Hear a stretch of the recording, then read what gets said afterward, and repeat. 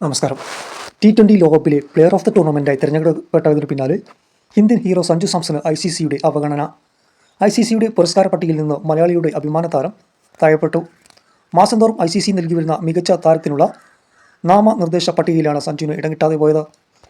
Career best പ്രകടനം തന്നെ T20 ലോകകപ്പിൽ കാഴ്ചവെച്ചിട്ടും എന്തുകൊണ്ടാണ് 3 പേരുടെ ചുരുക്കപ്പട്ടികയിൽ പോലും അദ്ദേഹത്തിന് സ്ഥാനമില്ലാതെ പോയെന്ന ഞെട്ടലിലാണ് ആരാധകർ. തുടർച്ചയായി 2ാം ലോകകപ്പ് കിരീടം ഇന്ത്യ നേടാനുള്ള പ്രധാന കാരണം സഞ്ജുവാണ്. അല്ലെങ്കിൽ സെമി ഫൈനൽ പോലും കാണാതെ ഇന്ത്യ ടൂർണമെൻറ്റിൽ നിന്ന് പുറത്തായനെ. ഇനി ICCയുടെ ചുരുക്കപ്പട്ടിക നോക്കാം. ICCയുടെ പ്ലെയർ ഓഫ് ദ മന്ത് പുരസ്കാരത്തിനായി നാമനിർദ്ദേശം ചെയ്യപ്പെട്ടിട്ടുള്ള 3 കളിക്കാർ. ഒരാൾ പാകിസ്ഥാൻ്റെ അഗ്രസീവ് ഓപ്പണർ സാഹിബ് സദഫർ ഖാൻ, രണ്ടാമത്തെ ആൾ English batting allrounder Will Jacks, മൂന്നാമത് USA അമേരിക്കയുടെ fast bowler Shadley van Schalkwyk എന്നിവരാണ്. സമാപിച്ച T20 ലോകകപ്പിലെ മികച്ച പ്രകടനങ്ങളുടെ സ്ഥാനത്തിൽ തന്നെയാണ് ഇവരെല്ലാം അവാർഡിന് നാമനിർദ്ദേശം ചെയ്യപ്പെട്ടത്.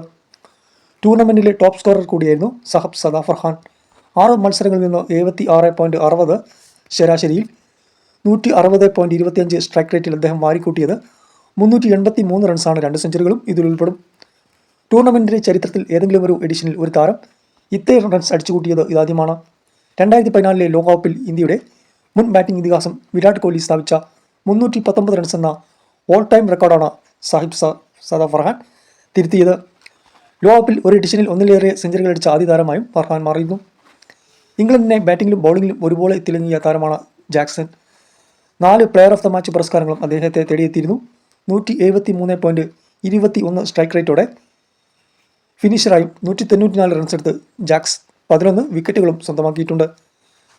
അതേസമയം ഗ്രൂപ്പ് ഘട്ടങ്ങളിലെ ബൗളിംഗിലെ സർപ്രൈസ് ഹീറോ ആയിരുന്ന ഷാൽവിക് USAക്കായി വെറും 4 കളിയിൽ നിന്ന് 13 വിക്കറ്റുകളാണ് വീഴ്ത്തിയത്. ICC player of the month പുരസ്കാരത്തിനായി ഇപ്പോൾ നാമനിർദ്ദേശം ചെയ്യപ്പെട്ട 3 പേർക്കും സഞ്ജു സാംസണിനോളം ഇമ്പാക്റ്റ് ഉണ്ടാക്കാൻ കഴിഞ്ഞുപോയെന്ന് സംശയമാണ്. കാരണം ഇത്രയും കുറച്ച് മത്സരങ്ങൾ കൊണ്ടാണ് ടൂർണമെൻറ്റിൽ അദ്ദേഹം മികച്ച പ്രകടനം കാഴ്ചവെച്ചത്. സഞ്ജു കളിച്ചത് ആകെ 5 മത്സരമാണ്.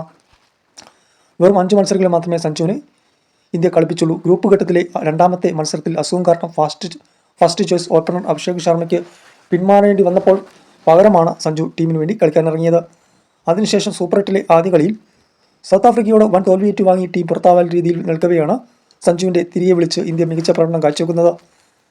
സിംബാബ്വേയുമായുള്ള അടുത്ത കളിയിൽ അഗ്രസീവ് തുടക്കത്തിന് ശേഷം ഫൈനലിലടക്കം തുടരെ 3 കളിയിൽ നിന്ന് 85+ റൺസുമായി സഞ്ജു ടീമിൻ്റെ ഹീറോ ആയി. ക്വാർട്ടർ ഫൈനലിന് തുല്യമായ വെസ്റ്റ് ഇൻഡീസുമായുള്ള കളിയിൽ റൺചേസിൽ പുറത്താകാതെ 97 റൺസോടെ അദ്ദേഹം ടീമിനെ ചൂക്കാൻ പിടിച്ചു. ICC ചെയ്തത് സഞ്ജുവിനോടുള്ള പ്രതികാര സൂചകമായാണോ അതോ സഞ്ജുവിനെ മനഃപൂർവ്വം അവഗണിച്ചതാണോ എന്നാണ് ആരാധകർക്ക് അറിയേണ്ടത്.